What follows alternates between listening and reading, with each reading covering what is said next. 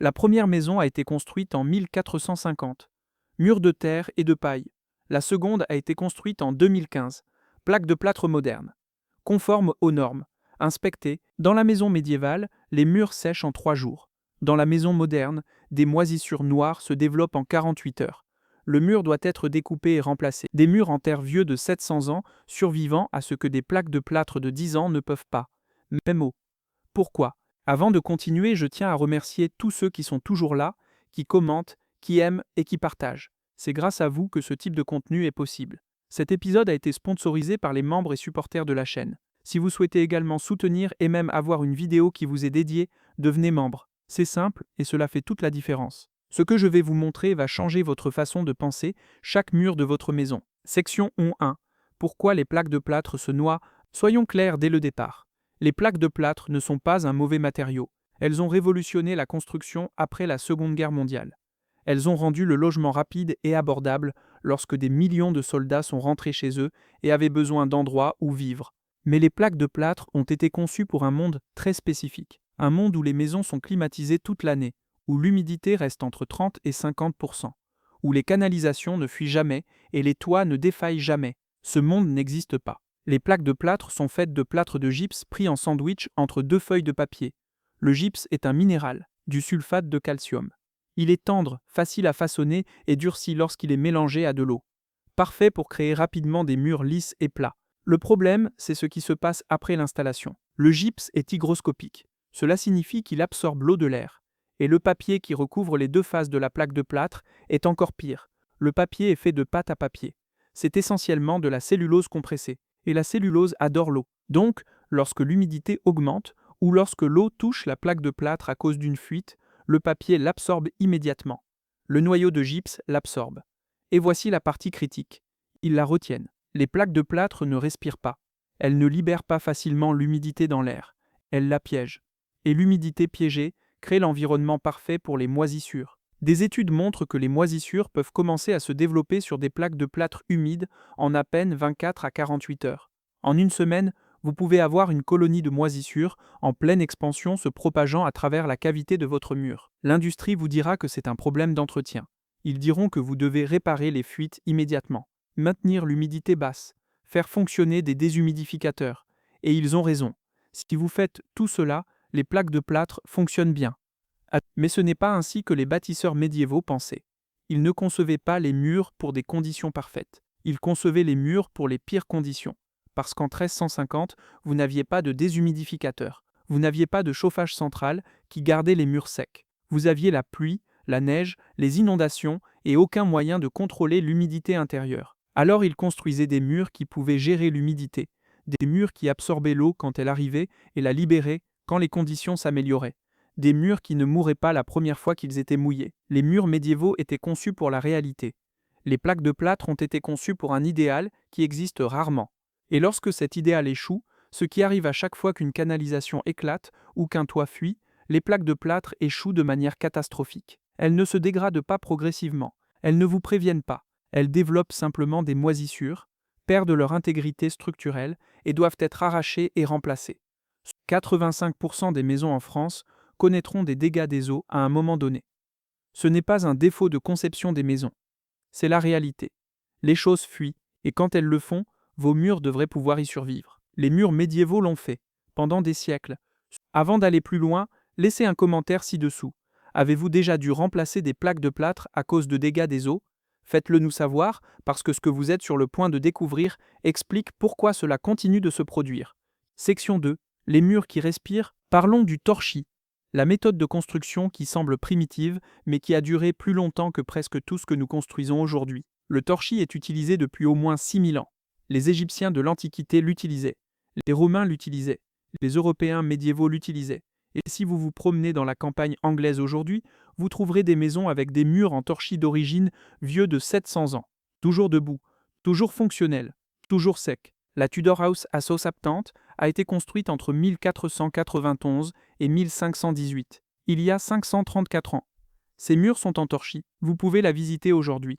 Les murs sont solides, des murs en terre vieux de 700 ans qui durent plus longtemps que vos plaques de plâtre de 10 ans. Comment? La construction est presque ridiculement simple. Vous commencez avec une charpente en bois, des poteaux verticaux et des poutres horizontales qui portent le poids du bâtiment. Entre ces bois, vous tressez de fines branches, généralement du noisetier ou du saule. Des bois flexibles qui peuvent être courbés et tressés comme un panier. Ce treillis tressé s'appelle le claillonnage. Il ressemble à une clôture, des espaces entre les branches. La lumière qui brille à travers. Pas encore un mur, juste une structure. Ensuite, vous faites le torchis. C'est là que ça devient intéressant. Le torchis est un mélange de 3 types d'ingrédients.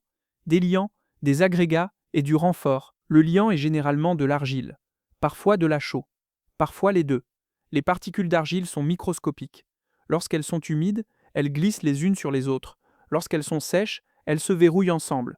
Cela donne au mur sa structure. L'agrégat est tout ce qui est local. Du sable, de la craie broyée, de petites pierres, de la terre de surface creusée directement du sol. Cela étoffe le mélange et lui donne une stabilité dimensionnelle pour qu'il ne rétrécisse pas trop en séchant. Le renfort est de la paille, parfois du foin, parfois des poils d'animaux, même du fumier, ce qui semble dégoûtant mais fonctionne parce que la matière végétale fibreuse dans le fumier agit comme des armatures dans le béton. Elle maintient le mélange ensemble et empêche les fissures pendant le séchage. Vous mélangez cela à la main ou en piétinant dessus. Les bâtisseurs médiévaux utilisaient souvent des bœufs pour piétiner le mélange, brisant les mottes et mélangeant tout soigneusement. Ensuite, vous prenez des poignées de ce torchis humide et vous le pressez dans le claillonnage des deux côtés. Vous remplissez les espaces, vous le compressez, vous le lissez, et ensuite vous le laissez sécher. Ce qui se passe ensuite est la clé de la raison pour laquelle ces murs durent. Lorsque le torchis sèche, les particules d'argile s'emboîtent. La paille crée une matrice fibreuse. La chaux, si elle est présente, commence à se carbonater, se transformant à nouveau en calcaire. Vous vous retrouvez avec un mur qui est poreux, plein de canaux d'air microscopiques. Mais cette porosité n'est pas un défaut, c'est la conception. Lorsque l'humidité entre dans le mur, que ce soit par la pluie qui pénètre ou par l'humidité à l'intérieur de la maison, l'argile l'absorbe. Mais contrairement aux plaques de plâtre, qui piègent l'humidité, le torchis la libère. La structure poreuse permet à la vapeur d'eau de traverser le mur et de s'évaporer. C'est comme la différence entre une éponge et un sac en plastique. Une éponge peut se mouiller et sécher. Un sac en plastique retient simplement l'eau. Les bâtisseurs médiévaux n'avaient pas le vocabulaire pour expliquer cela.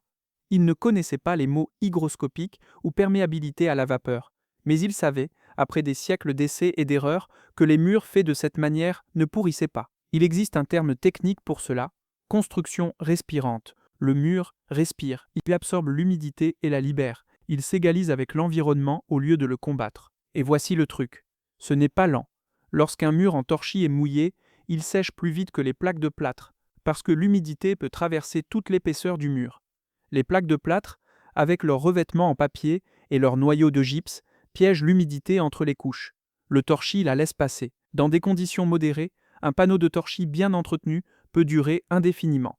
Pas des décennies, pas des siècles, indéfiniment. Les experts en conservation en Angleterre ont documenté des panneaux vieux de plus de 700 ans, matériaux d'origine, qui fait toujours son travail. Comparez cela aux plaques de plâtre, qui nécessitent un remplacement tous les 30 à 70 ans dans des conditions idéales et tous les 10 à 20 ans dans les climats humides ou après des dégâts des eaux. Nous avons remplacé un système de murs qui pouvait durer éternellement par un système de murs qui meurt en une génération.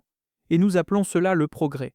Si cela vous fait repenser la construction, appuyez sur le bouton j'aime et abonnez-vous, parce que ce qui vient ensuite est encore meilleur. Section 3. La pierre auto-réparatrice. Les murs en pierre médiévaux sont toujours debout partout en Europe. Châteaux, églises, manoirs, certains ont plus de 800 ans. Le manoir de Salford dans le Somerset, en Angleterre, a été construit vers 1148, il y a 877 ans. Ces murs en pierre sont d'origine. Le mortier qui maintient ces pierres ensemble est d'origine. 877 ans. Votre maison a probablement été construite au cours des 50 dernières années. Combien de temps pensez-vous que vos murs dureront? Le secret n'est pas la pierre. La pierre est durable quoi qu'il arrive. Le secret est le mortier, et les maçons médiévaux comprenaient quelque chose sur le mortier que les ingénieurs modernes ont oublié. Le mortier médiéval était fait de chaux, pas de ciment Portland, de la chaux. Voici comment cela fonctionnait. Vous prenez du calcaire, du carbonate de calcium. Vous le chauffez dans un four à environ 870 degrés Celsius. À cette température, le carbonate de calcium se décompose. Le dioxyde de carbone gazeux est chassé, et il vous reste de la chaux vive, de l'oxyde de calcium. La chaux vive est caustique, dangereuse. Si vous y ajoutez de l'eau, elle chauffe violemment et se transforme en pâte de chaux. De l'hydroxyde de calcium. C'est votre liant. Vous mélangez la pâte de chaux avec du sable, généralement 3 parts de sable pour 1 part de chaux. C'est votre mortier. Vous l'utilisez pour poser la pierre. Lorsque le mortier de chaux est d'abord appliqué, il est mou, malléable. Mais lorsqu'il repose dans le mur, exposé à l'air, quelque chose se produit. L'hydroxyde de calcium dans le mortier absorbe le dioxyde de carbone de l'air, lentement, sur des mois ou des années, et il se transforme à nouveau en carbonate de calcium, de nouveau en calcaire. Votre mortier devient pierre, pas aussi dur que le calcaire d'origine, mais assez dur, et plus important encore, assez flexible. C'est la clé. Le mortier de chaux est plus tendre que la plupart des pierres de construction. C'est intentionnel. Les bâtiments bougent, les fondations s'affaissent, les murs se déplacent, les changements de température provoquent l'expansion et la contraction. Dans un mur en pierre, quelque chose doit céder. Soit les pierres se fissurent, soit le mortier se fissure. Les maçons médiévaux s'assuraient que c'était le mortier. Le mortier de chaux est sacrificiel. Il est conçu pour être le maillon le plus faible. Lorsque le stress se produit, le mortier se fissure au lieu des pierres. Et voici où cela devient intéressant. Lorsque le mortier de chaux se fissure, il peut se guérir lui-même. Il y a toujours une petite quantité de chaux non carbonatée dans le mortier. Dans le mortier, de la chaux libre. Lorsqu'une fissure se forme, l'eau entre. Cette eau dissout la chaux libre. La chaux dissoute migre dans la fissure. Et lorsqu'elle sèche, elle recristallise. La fissure se scelle, pas complètement, pas instantanément. Mais au fil du temps, les petites fissures dans le mortier de chaux peuvent se refermer. Le mur guérit. Les plaques de plâtre ne font pas cela. Le ciment portolane ne fait pas cela. Une fois qu'il se fissure, il reste fissuré. Maintenant, voici la tragédie. Au XIXe siècle, le ciment Portland a été inventé. Il a été commercialisé comme une amélioration. Plus fort, prise plus rapide, meilleur en tout point. Et il est plus fort, beaucoup plus fort. Le ciment Portland est plus dur que la plupart des pierres, ce qui semble bien jusqu'à ce que vous réalisiez ce que cela signifie. Lorsqu'un mur avec du mortier de ciment Portland subit un stress, le mortier ne se fissure pas, les pierres se fissurent, parce que le mortier est plus dur que les pierres. Des bâtiments en pierre historique partout en Europe ont été rejointoyés avec du ciment Portland dans les années 1900. Les gens pensaient qu'ils préservaient les bâtiments, ils les détruisaient. Le ciment dur piégeait l'humidité, il ne respirait pas comme le mortier de chaux, il ne fléchissait pas, et il fracturait lentement les pierres. Les organisations de conservation ont passé des décennies à essayer de réparer ces dégâts. Retirer le ciment Portland et le remplacer par du mortier de chaux, parce que le mortier de chaux, le matériau primitif, protège le bâtiment. Le ciment Portland, le matériau avancé, le tue. Les maçons médiévaux ont rendu le mortier plus faible exprès. Les ingénieurs modernes l'ont rendu plus fort et ont accidentellement rendu les bâtiments plus faibles. Ils ont résolu un problème qui n'existait pas et en ont créé un qui existe. Section 4. La batterie thermique. Parlons du pisé, pas l'épi de maïs. Le matériau de construction. Le pisé est un mélange de terre de surface riche en argile, de sable, de paille et d'eau. Vous le mélangez en piétinant dessus. Ensuite, vous construisez des murs en l'empilant par couches, en laissant chaque couche sécher avant d'ajouter la suivante. Les bâtiments en pisé ont commencé à apparaître en Angleterre vers les années 1400. Devon, Cornouailles, Pays de Galles, partout où il y avait de la terre argileuse et peu de bois ou de pierre. Ce n'étaient pas des bâtiments chics, c'étaient des chaumières de paysans, des bâtiments agricoles, des structures de travail, mais beaucoup d'entre eux sont encore debout, 500 ans plus tard, et ils ont une propriété que les murs modernes n'ont pas. La masse thermique. Un mur en pisé typique fait environ 60 et 1 cm d'épaisseur. Comparez cela à un mur isolé moderne qui peut faire 15 cm d'épaisseur. Cette épaisseur n'est pas seulement de l'isolation, c'est de la masse, du poids, et la masse stocke la chaleur. Voici comment cela fonctionne. Pendant la journée, le soleil brille sur le mur en pisé, ou le feu à l'intérieur de la maison réchauffe l'air, qui réchauffe le mur. Le mur absorbe cette chaleur. L'épaisse matrice d'argile l'absorbe comme une batterie. Mais l'argile n'est pas un grand conducteur. Elle ne transfère pas la chaleur rapidement. Donc la chaleur se déplace lentement à travers le mur. Très lentement. Il peut falloir 8 à 12 heures pour que la chaleur se déplace d'un côté d'un mur en pisé à l'autre. C'est ce qu'on appelle le déphasage thermique. La nuit, lorsque la température de l'air baisse, le mur est toujours chaud. Il a absorbé de la chaleur toute la journée. Maintenant, il libère cette chaleur dans la pièce, lentement. Pendant des heures, le matin, le mur intérieur est frais parce qu'il a rayonné de la chaleur toute la nuit. Mais à mesure que la journée se réchauffe, le cycle se répète. Le résultat est un bâtiment qui reste frais le jour et chaud la nuit. climatisation passive. Pas d'électricité, pas de pièces mobiles. Juste de la physique, les paysans médiévaux vivant dans des chaumières en pisé n'avaient pas de chauffage central. Ils avaient un feu, peut-être. Et la masse thermique de leurs murs atténuait les variations de température. La maison ne devenait pas aussi chaude pendant la journée et ne devenait pas aussi froide la nuit. Les murs modernes ne font pas cela. Les plaques de plâtre font 1 centimètre d'épaisseur. Elles n'ont presque pas de masse. Elles ne stockent presque pas de masse. L'isolation moderne arrête le transfert de chaleur, ce qui est bien, mais elle ne stocke pas la chaleur. Donc la température de votre maison dépend entièrement de votre système de chauffage et de refroidissement. Lorsque le chauffage s'éteint, la maison se refroidit immédiatement. Lorsque la climatisation s'éteint, la maison se réchauffe immédiatement. Vous devez faire fonctionner les systèmes en permanence pour maintenir le confort. Ce n'est pas de l'efficacité, c'est de la dépendance. Les murs en pisé sont lents à se réchauffer. C'est un inconvénient si vous voulez une chaleur instantanée. Mais ils sont aussi lents à se refroidir. Dans un monde sans électricité, cette lenteur était une caractéristique, pas un bug. Maintenant, je ne vous suggère pas de construire une maison en pisé. La construction en pisé est laborieuse. Elle nécessite des travailleurs qualifiés, elle prend des mois à terminer, mais le principe compte. La masse thermique stabilise la température. La construction moderne ignore la masse thermique en faveur de l'isolation et des systèmes mécaniques. Nous avons échangé un système passif qui fonctionnait gratuitement contre un système actif qui nécessite un apport constant d'énergie. Les paysans médiévaux avaient des murs qui les aidaient à rester confortables. Vous avez des murs qui vous rendent dépendants de votre système de chauffage, ventilation et climatisation. Et lorsque l'électricité est coupée, leurs murs fonctionnaient toujours. Les vôtres non. Section 5. Ce que nous avons échangé, voici la vérité inconfortable. Nous n'avons pas amélioré les murs médiévaux. Nous avons fait un échange. Les systèmes de murs médiévaux, qu'il s'agisse de torchis, de mortiers de chaux ou de pisé, avaient des avantages clairs. Durabilité. Des siècles, pas des décennies. Réparabilité.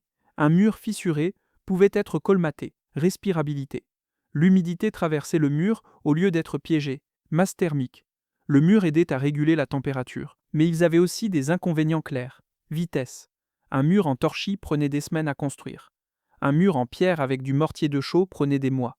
La construction en pisé pouvait prendre 1 an. Main-d'œuvre. Vous aviez besoin d'artisans qualifiés. Des gens qui savaient comment mélanger le torchis, comment tresser le clayonnage, comment travailler la chaux. Poids. Un mur en pisé de 60 et 1 centimètre d'épaisseur est incroyablement lourd. Vous avez besoin d'une fondation solide, peut-être un soubassement en pierre.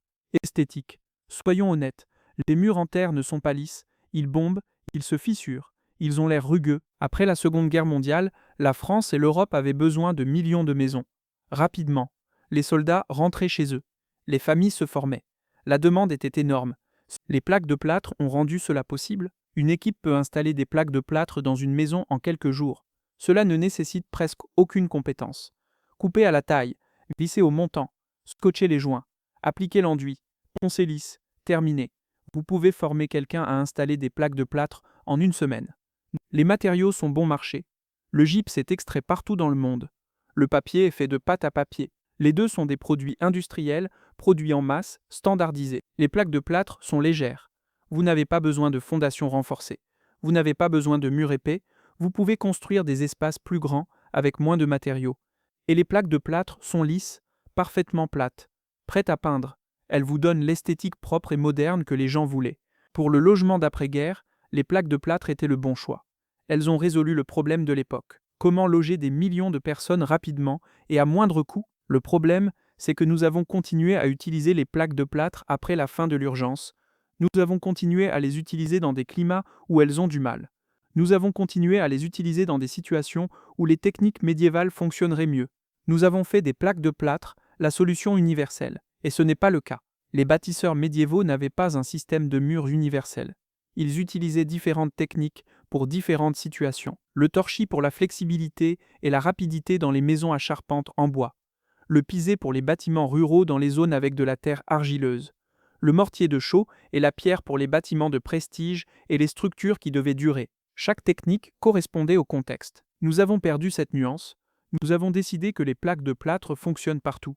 Et ensuite, nous avons construit des systèmes mécaniques, la climatisation, des barrières contre l'humidité et de la ventilation pour faire fonctionner les plaques de plâtre dans des endroits pour lesquels elles n'ont jamais été conçues. Nous n'avons pas amélioré.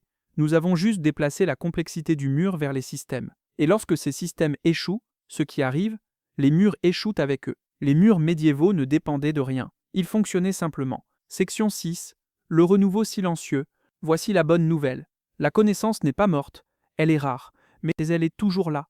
En Angleterre, il existe une entreprise appelée The Yorkshire Lime Company. Il se spécialise dans le mortier de chaux traditionnel. Il répare les bâtiments historiques, murs en pierre, chaumières en pisé, tout ce qui a été construit avant 1900. Ils ne font pas que réparer, ils enseignent. Des ateliers sur comment mélanger le mortier de chaux, comment l'appliquer, comment faire correspondre les matériaux d'origine. Parce que chaque bâtiment historique est légèrement différent, et vous devez comprendre les principes, pas seulement suivre une recette.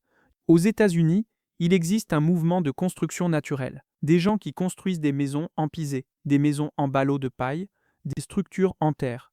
Pas comme reconstitution historique, comme maison moderne. Dans l'Oregon, un homme nommé Yanto Evans a passé des décennies à affiner les techniques de construction en pisé. Il a construit une maison en pisé de 2 étages dans les années 1990. Elle a la plomberie, l'électricité, les commodités modernes, mais les murs sont en pisé. 61 cm d'épaisseur de masse thermique. Dans le Worcestershire en Angleterre, une maison appelée Copton House a été achevée en 2001. 4 chambres, design moderne.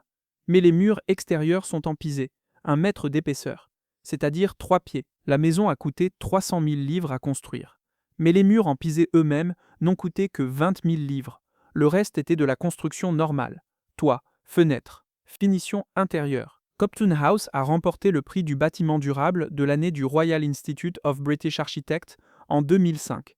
Pas parce qu'elle était primitive, parce qu'elle était intelligente. Une maison moderne construite avec un matériau médiéval qui surpassait les murs modernes en efficacité énergétique et en durabilité. En 2012, elle a obtenu la certification EL Platine, l'un des scores les plus élevés en pourcentage jamais enregistrés. Le pisé n'est pas historique, il est viable. Il en va de même pour le mortier de chaux. Les groupes de conservation à travers l'Europe forment de nouveaux maçons au travail de la chaux. Les bâtiments historiques l'exigent pour la restauration. Si vous réparez un château en calcaire avec du ciment Portland, vous l'endommagez. Vous devez utiliser de la chaux. Et alors que les gens apprennent le travail de la chaux, ils réalisent que ce n'est pas plus difficile que le ciment. C'est juste différent. Cela nécessite de la patience. Vous ne pouvez pas précipiter la chaux. Mais les résultats sont beaux. Et ils durent. Le torchis est également enseigné. Des organisations patrimoniales comme le Weald and Downland Museum en Angleterre organisent des cours. Ils vous apprennent à récolter le noisetier, à tresser le claillonnage, à mélanger et appliquer le torchis. Les gens apprennent ces compétences. Pas beaucoup, mais suffisamment. La connaissance est rare, pas perdue. Section 7. Quel mur, pourquoi? Alors qu'est-ce que cela signifie pour vous? Je ne vous dis pas d'arracher vos plaques de plâtre. Je ne vous dis pas de construire une maison en pisé. Je dis que lorsque vous construisez du neuf ou lorsque vous rénovez de l'ancien, vous avez des choix. Et ces choix comptent.